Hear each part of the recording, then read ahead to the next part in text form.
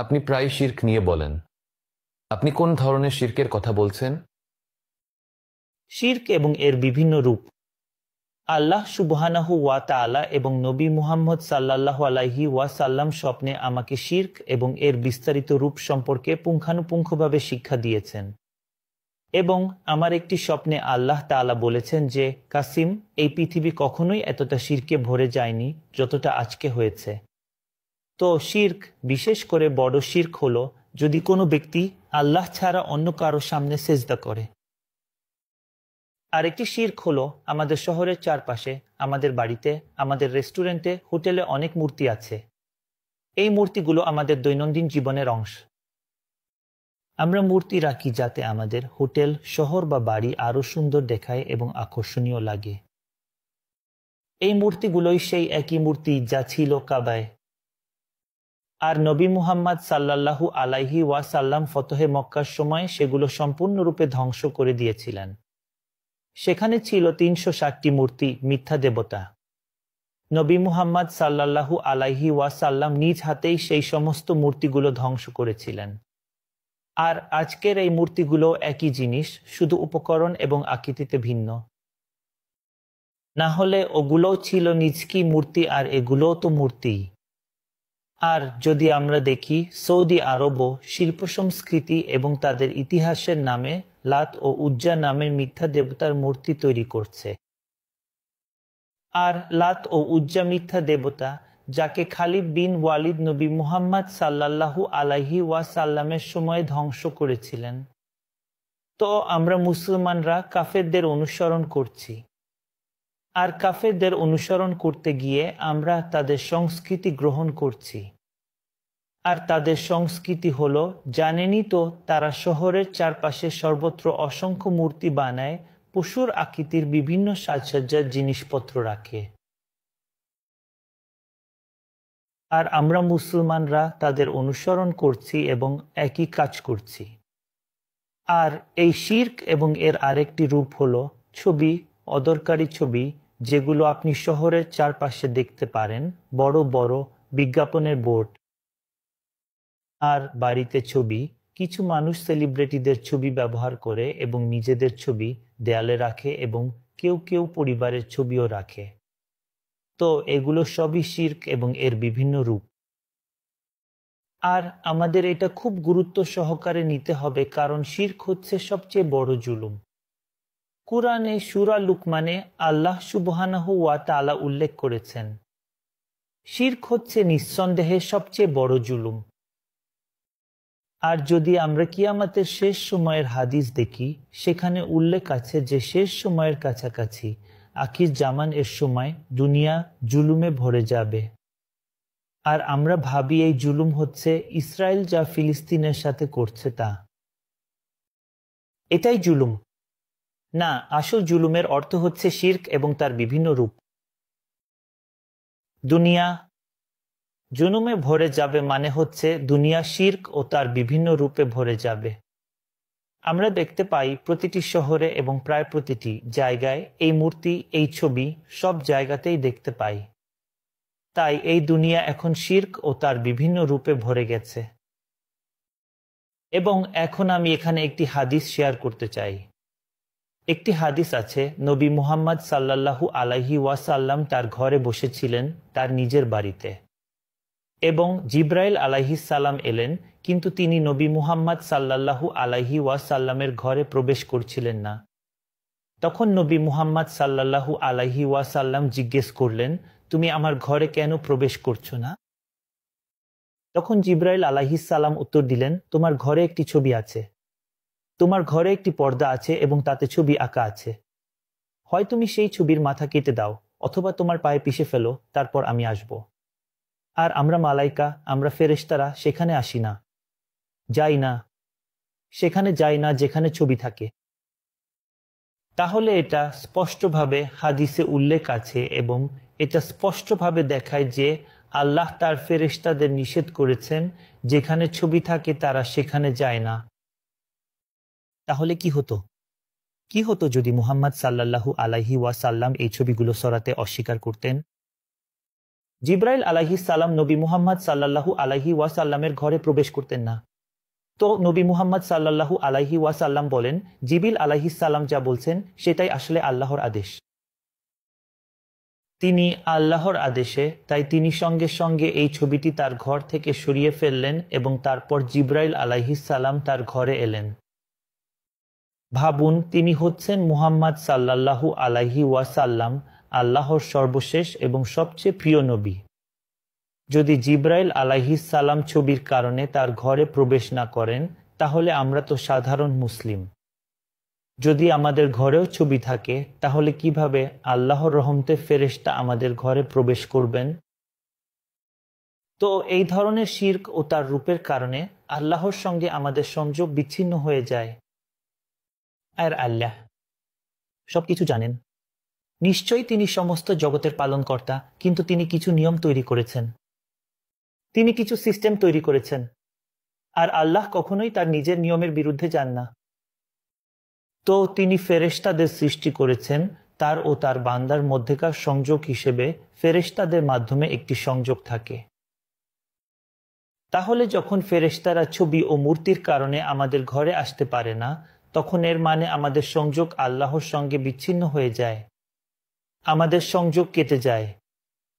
এটা ঠিক তেমন আমাদের ঘরে যেমন লাইট থাকে, যদি আমরা এই লাইটের তার কেটে দিই আর যদি তার ছিঁড়ে যায়, তাহলে কি হবে? এই লাইটগুলো নিভে যাবে, আমরা কোনো কাজ করতে পারবো না, এই পডকাস্টও করতে পারতাম না।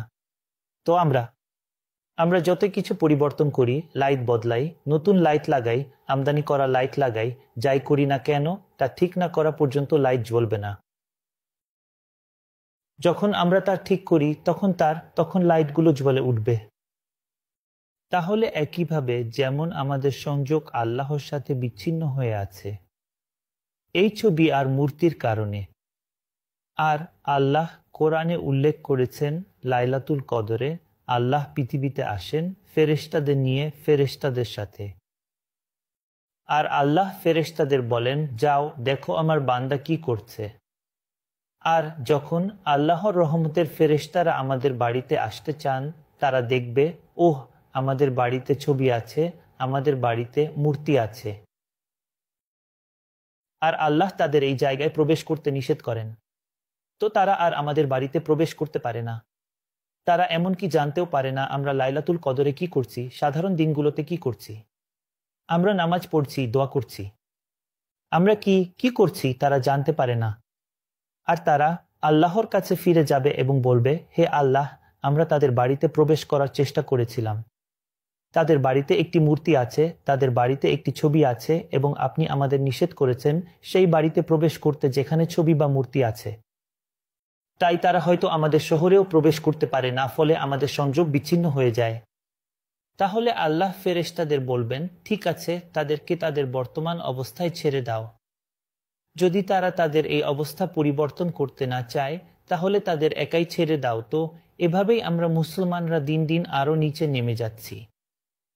আমরা 150 কোটিরও বেশি মুসলমান, কিন্তু আমরা এমনকি ইসরায়েলকে একটি যুদ্ধবিরতিতেও রাজি করাতে পারি না।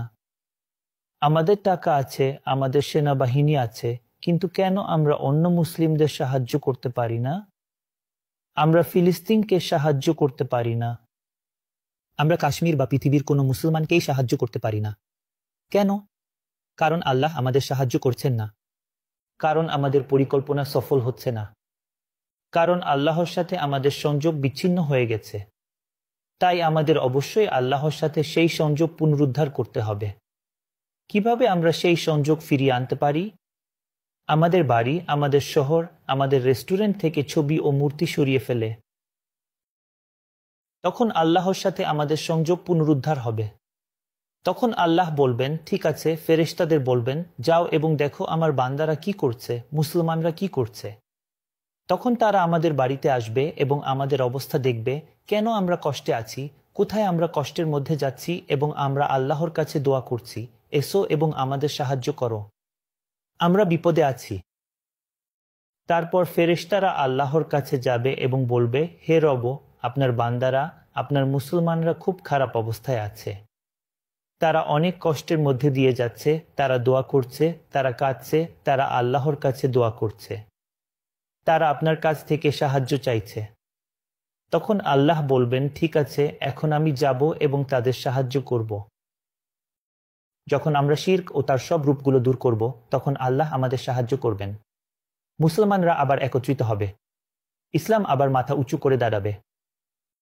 তখন আমরা মুসলমানরা আমাদের হারানো মর্যাদা অবশ্যই ফিরে পাব। আর তখন ইসরায়েল আমাদের গুরুত্ব দেবে, তখন কাফেররাও আমাদের গুরুত্ব সহকারে নেবে। কল্পনা করুন, আমরা দেখতে পাই হযরত উমর রাদিয়াল্লাহু আনহু, দ্বিতীয় খলিফা, তিনি একা ফিলিস্তিনে গিয়েছিলেন, বাইতুল মাকদিসে একা, শুধু একজন দাস নিয়ে। আর তখনকার ইহুদিরা কোনো প্রশ্ন ছাড়াই তাকে চাবি দিয়ে দিয়েছিল। কেন? আল্লাহ তাকে সাহায্য করছিলেন। কারণ মুসলমানরা তখন ক্ষমতায় ছিল এবং ইহুদিরা জানত, যদি আমরা তাকে না বলি তাহলে সে তার অজেয় সেনাবাহিনী নিয়ে আসবে এবং আমাদের মেরে ফেলবে। তাই ইহুদিরা তাকে চাবি দিয়েছিল এবং কোনো প্রশ্ন ছাড়াই সম্পূর্ণ স্বেচ্ছায় দিয়েছিল, কারণ তখন মুসলমানরা শিরকের সব রূপ এড়িয়ে চলত এবং আল্লাহ তাদের প্রতি সন্তুষ্ট ছিলেন এবং আল্লাহ তাদের সাহায্য করছিলেন। কিন্তু আজ আমাদের সংখ্যা 150 কোটিরও বেশি, তবুও আমরা আমাদের মুসলিম ভাই বোনদের জন্য কিছুই করতে পারি না। তো এভাবেই মুসলমানরা আবারও জেগে উঠবে। যখন তারা শিরকের সব রূপ থেকে নিজেদের মুক্ত করবে, তখন আল্লাহ আমাদের সাহায্য করা শুরু করবেন। তখন আমরা মুসলমানরা আবারও উন্নতি করতে শুরু করব এবং ইনশাআল্লাহ আমরা আমাদের হারানো মর্যাদা ফিরে পাব এবং ইনশাআল্লাহ আমরা আবারও ঐক্যবদ্ধ হব। ইনশাআল্লাহ। আপনি কেন আপনার স্বপ্ন অন্যদের সঙ্গে ভাগাভাগি করতে চান? আমি এই স্বপ্নগুলো 17 বছর বয়স থেকে দেখে আসছি। আমি কখনোই এই স্বপ্নগুলো কারোর সঙ্গে ভাগাভাগি করিনি এবং আমার কোনো পরিকল্পনাও ছিল না শেয়ার করার।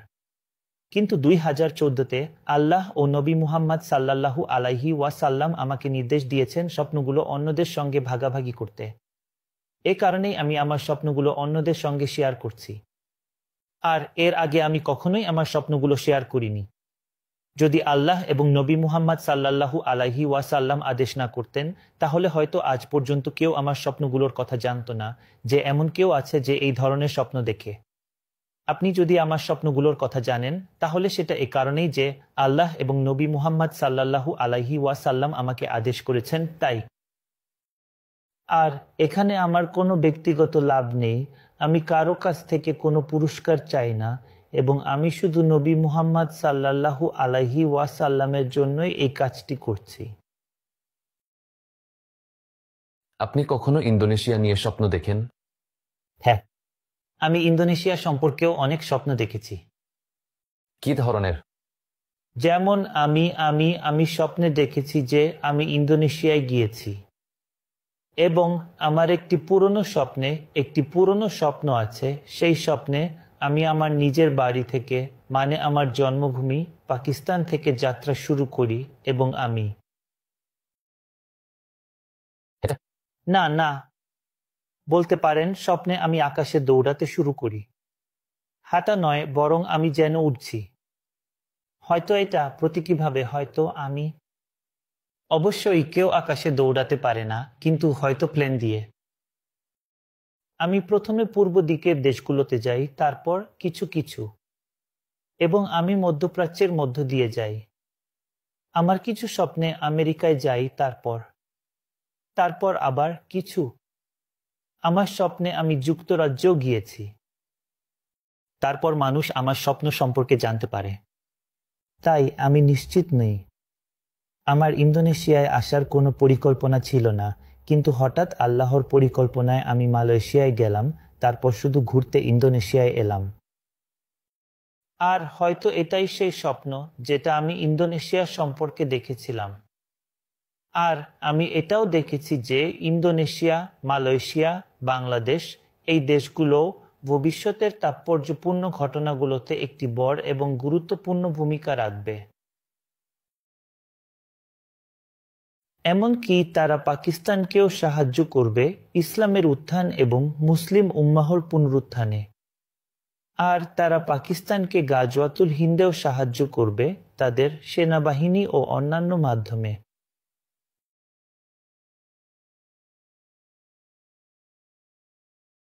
তো ইন্দোনেশিয়া, মালয়েশিয়া, বাংলাদেশ সম্পর্কে আমি এভাবেই স্বপ্নে দেখি। কিছু নেটিজেন সাধারণ মানুষ জিজ্ঞেস করে, আপনি কি কখনো কোনো ডাক্তারের কাছে গিয়েছেন আপনার স্বপ্ন নিয়ে বিস্তারিতভাবে বলার জন্য? না, আমি কখনো কোথাও যাই না কোনো ডাক্তারের কাছে দেখা করতে। তবে ইন্দোনেশিয়ায় একজন আছেন, ডা. জয়া। তিনিও স্বপ্নে বিশ্বাস করেন এবং আমি তার সঙ্গে অনেকবার দেখা করেছি এবং তিনিও পাকিস্তানে গিয়েছিলেন। আর যখন তিনি পাকিস্তানে আসেন তখন তিনি আমার সঙ্গে কথা বলেন এবং আমাকে খুব কাছ থেকে দেখেন। তারপর তিনি কারোর সঙ্গে ছোট একটা সাক্ষাৎকারও করেন এবং তিনি এটাও স্পষ্ট করেন যে আমার কোনো মানসিক স্বাস্থ্য সমস্যা নেই এবং কোনো মস্তিষ্কের সমস্যা নেই। তাই তিনি বলেন আমি স্বাভাবিক। হ্যাঁ। ডক্টর জয়া, তাই তো? ডক্টর জয়া কি ফরেন্সিক ডাক্তার? না না না আলাদা, ঠিক? না না না, তিনি আলাদা। তিনি ডাক্তার। তিনি আমার মনে হয় সরকারি অফিসে কাজ করেন। হ্যাঁ, ঠিক আছে। তুমি কি কখনো আমার ব্যাপারে স্বপ্ন দেখেছো? না, কিন্তু আমি দেখেছি যে ইন্দোনেশিয়ার মানুষ স্বপ্নে বিশ্বাস করে এবং তাদের মধ্যে অনেকে সাক্ষাৎকার বা কিছু একটা নিয়ে। তো হয়তো তুমি সেরকম একজন এবং হয়তো তুমি ইন্দোনেশিয়া থেকে এরকম প্রথম ব্যক্তি। সে স্প্রিন্ট তোমার হার্দিয়ার গভীরতম স্থান থেকে তুমি কি স্থায়ী বিশ্বাস করো যে তুমি ইমাম মাহদি? না, কখনোই না। আমি কখনোই ভাবিনি। আমি শুধু একজন সাধারণ মানুষ, আর আমি একজন দুর্বল মানুষও। আর আমি কখনোই এমন কিছু কল্পনাও করিনি। যখন আমি আমার স্বপ্নগুলো শেয়ার করা শুরু করলাম তখন আমাকে সামনে আসতে হলো আর মানুষ আমাকে এভাবে ডাকতে শুরু করলো। তারপর স্বপ্নে আল্লাহ আমাকে বললেন ভিডিও আপলোড করতে যে তুমি কিছু দাবি করছো না এবং ভবিষ্যতেও কিছু দাবি করবে না। সুতরাং এটা আল্লাহর আদেশ এবং নির্দেশও। এমনকি এটা আমার কল্পনাতেও নেই যে আমি অন্য কিছু অনুভব করি। আমি সবসময় অনুভব করি যে আমি একজন সাধারণ মানুষ, নবী মুহাম্মদ সাল্লাল্লাহু আলাইহি ওয়াসাল্লামের একজন সাধারণ উম্মতি, এবং আমি একজন দুর্বল মানুষ এবং আমি শুধু এই স্বপ্ন শেয়ার করার কাজটা করছি নবী মুহাম্মদ সাল্লাল্লাহু আলাইহি ওয়াসাল্লামের জন্য।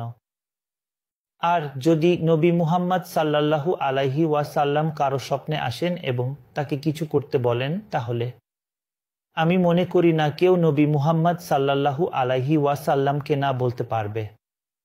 আমি এটাও বলি যে আমি এই স্বপ্নের কাজটা যেটাই হোক বিপজ্জনক হলেও আমি ইনশাআল্লাহ নবী মুহাম্মদ সাল্লাল্লাহু আলাইহি ওয়াসাল্লামের জন্য করব। ঠিক আছে, এটাই ছিল সাক্ষাৎকারের সমাপ্তি। ধন্যবাদ মুহাম্মদ কাসিম, আমাদের সাথে আপনার অভিজ্ঞতা শেয়ার করার জন্য।